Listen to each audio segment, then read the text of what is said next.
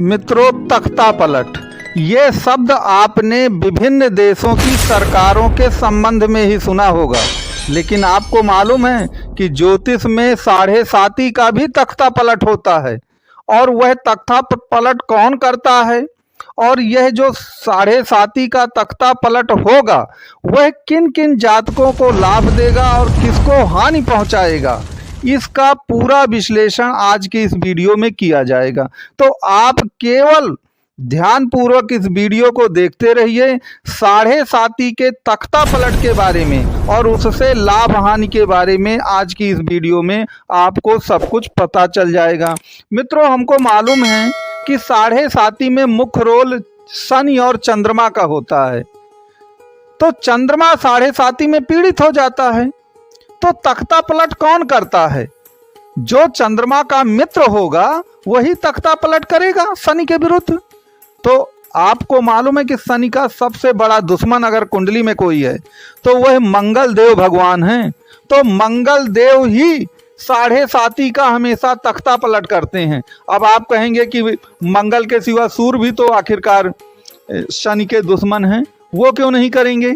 तो मैं आपको बता दूं कि जो मंगल देव हैं वो क्या हैं? वो ऋण हैं। जब आप ऋण से ग्रस्त हो जाते हैं, कर्जे में फंस जाते हैं, तो वो मंगल ही होता है। मंगल भूमि का विवाद भी है।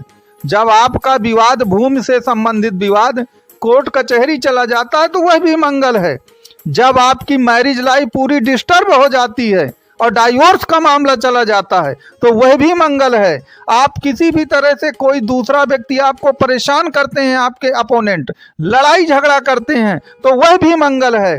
और लीगल केस कोई भी हो वो सब मंगल हैं। तो 7.5 में आप इन्हीं सब में तो फंस जाते हैं। यही सब तो आपके साथ पिछले कई वर्षों से चल रहा है। तो मंगल ही एक प्रकार से इसको सुधारेगा और मंगल ही आपकी सन की 7.5 का तख्ता पलट करेगा। तो अब वह तख्ता पलट कैसे हो रहा है उसकी बात सुनिए।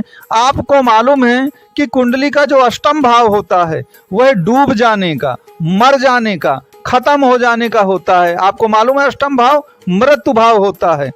और 9 ग्रहों में से केवल मंगल ही ऐसा ग्रह है जिसकी अष्टम दृष्टि होती है। और यदि वह अपनी अष्टम दृष्टि शनि पर डाल देता है तो मान लीजिए कि शनि की 7.5 का तख्ता पलट हो जाता है। और इस समय क्या हो रहा है गोचर में? आपके मंगल देव आपकी कर्क राशि में विराजमान हैं और शनिदेव जो हैं वह आपके कुंभ राशि में विराजमान हैं। तो मंगल की जो अष्टम दृष्टि है वह कहाँ जा रही है? वह शनि के ऊपर ही जा रही है। इसीलिए जब से मंगल देव आपकी कर्क राशि में आ गए हैं, याद रखिए शनि की 7.5 का तख्ता पलट जो है वह हो चुका है। और इसके सिवा लेकिन आप कहेंगे कि अगर सन की 7.5 का तख्ता पलट हो गया है तो उसका पूरा लाभ हमें मिलना चाहिए। देखिए, मैं हमेशा बता चुका हूं कि पूरा लाभ आपको तब मिलेगा जब आपकी जन्म कुंडली भी इसको सपोर्ट करती होगी। अब आप अपनी जन्म कुंडली को उठाइए और उठा करके ये देखिए कि क्या उसमें मंगल की दृष्टि शनि के ऊपर जा रही है। यदि मंगल की दृष्टि शनि पर जा रही है, आपकी जन्म कुंडली की बात कर रहा हूं मैं, तो 100% मानिए कि शनि की 7.5 का तख्ता पलट हो चुका है। और जो भी शनि की 7.5 के कारण आपको हानि हो रही थी उस हानि से पूरी तरह से आप मुक्त हो चुके हैं। लेकिन मान लीजिए ये नहीं हो रहा है तो फिर क्या होगा? तो फिर आपको शनि की 7.5 का जब तक वह चल रही है आपकी 29 मार्च 2025 तक, तब तक का आपको इंतजार करना पड़ेगा। यहाँ पर एक बात और याद रखेगा कि 15 नवंबर से आपके शनिदेव हैं वह मार्गी हो रहे हैं। तो अभी तक वह बकरी थे, तो बकरी ग्रह पीछे की ओर चलता है, तो वह कुंभ में थे तो वह मकर की ओर चल रहे थे। तो अगर आप कर्क से मकर को देखें तो वो 7वां भाव पड़ेगा।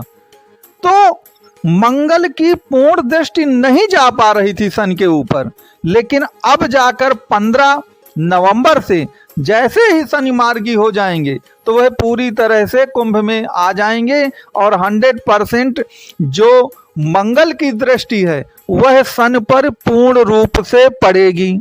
और जब शनि पर पूर्ण रूप से पड़ेगी तो शनि की 7.5 का एक प्रकार से तख्ता पलट हो जाएगा। यहाँ पर एक बात और याद रखिएगा कि उन लोगों के लिए शनि की 7.5 का तख्ता पलट नहीं होगा जिनकी कुंडली में विष योग बनता है। अब आप कहेंगे ये विष योग क्या होता है? देखिए, जिनकी कुंडली में शनि और चंद्रमा एक साथ होते हैं उसमें विष योग बनता है। ये क्यों बनता है? क्योंकि शनि को जहर कहा गया है और चंद्रमा को अमृत कहा गया है। तो जब चंद्रमा और शनि साथ में बैठते हैं तो अमृत और जहर एक साथ बैठ जाते हैं तो उससे विषयोग बनता है। तो जिनकी कुंडली में विषयोग बनेगा, आप मुझे कमेंट बॉक्स में बताइएगा कि कौन कौन से ऐसे जातक हैं जिनकी कुंडली में विषयोग बन रहा है। चंद्रमा शनि या तो एक साथ बैठे हों या चंद्रमा और शनि राशि परिवर्तन कर रहे हों, तो माना कि चंद्रमा और शनि या एक दूसरे के नक्षत्र में हों, देखिए इससे विषयोग बनता है। लेकिन आप मोटा मोटी ये अर्थ लगाइए कि शनि और चंद्रमा एक साथ आपकी कुंडली में नहीं बैठे होने चाहिए। यहाँ पर दूसरा रूल और याद रखिएगा कि आपकी कुंडली में शनि और चंद्रमा का खडाष्टक योग नहीं बनना चाहिए। अब खडाष्टक योग क्या होता है कि जहाँ पर शनिदेव बैठे हैं या जहां पर चंद्रमा विराजमान है आपकी कुंडली में, वह आपस में 6 और 8 का संबंध न बनाएं। अर्थात जहां पर शनिदेव विराजमान है उससे 6वें या 8वें चंद्रमा को नहीं होना चाहिए, या जहां पर चंद्रमा विराजमान है वहां से शनि को 6वें और 8वें नहीं होना चाहिए। तो निश्चित तौर पर जो मैंने आपको ये टर्म एवं कंडीशन गिनाई है आपको यदि ये आपकी कुंडली में लागू हो रही हैं तो आप मान लीजिए कि 7.5 का तख्ता पलट हो गया है। अर्थात जो मैंने कहा कि अगर विषयोग नहीं है आपकी कुंडली में खडाष्टक दोष नहीं बन पा रहा है तो निश्चित तौर पर आपकी शनि की 7.5 का तख्ता पलट हो चुका है। चूंकि मंगल देव ने अष्टम दृष्टि डाल दी है और मैंने आपको शुरू में ही बताया है कि अष्टम दृष्टि या अष्टम भाव जो काल पुरुष की कुंडली में होता है वह डूब जाने और मर जाने या खत्म हो जाने का होता है। तो अष्टम दृष्टि आप जानते हैं केवल मंगल को प्राप्त है और मंगल ने दृष्टि डाल दी है गोचर में।